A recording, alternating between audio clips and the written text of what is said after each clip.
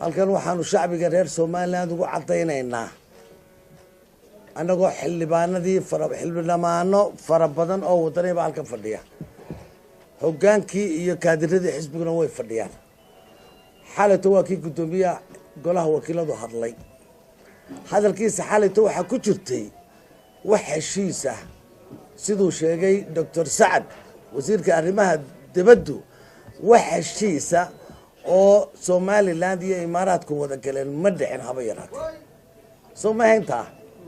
marxaata u dhacay hadaba maanta waxaana loo keenay waraaqdaas waa 4 page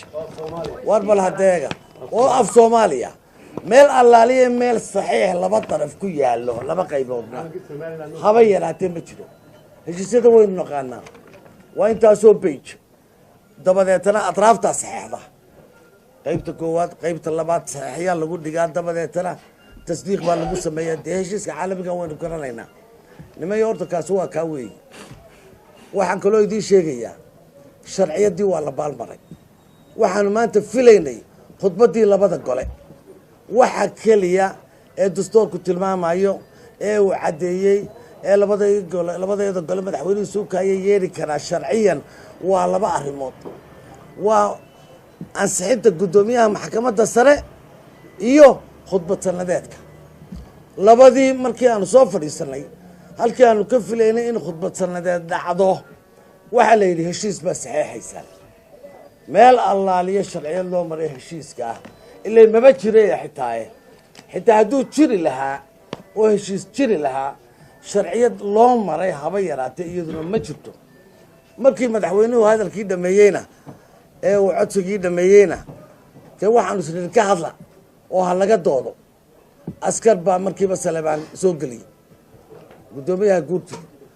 military baa soo galiyay duub casa amarkiina isaga bixiyay rag xisaanad lebaano hayn xildhibaanaanu ahayn qarankaanu ka doodaynay wuxuu yidhi ka saara wixii wadaniga ka saara buu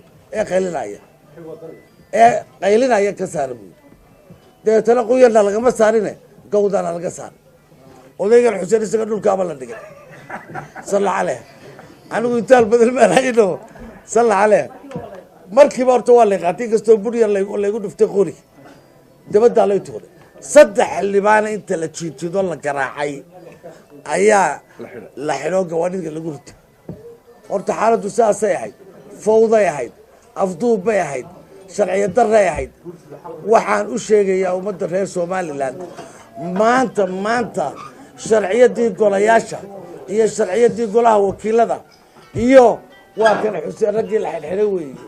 ee waliba salla calayh odayaasha arkaysaan 8 jirka ee gowda laga saaray weeyay waxaan idin sheegaynaa waa nolol awood sheegtay sharcigii waa la baalmaray maanta fawda ka dhacday tutuub bay ahayd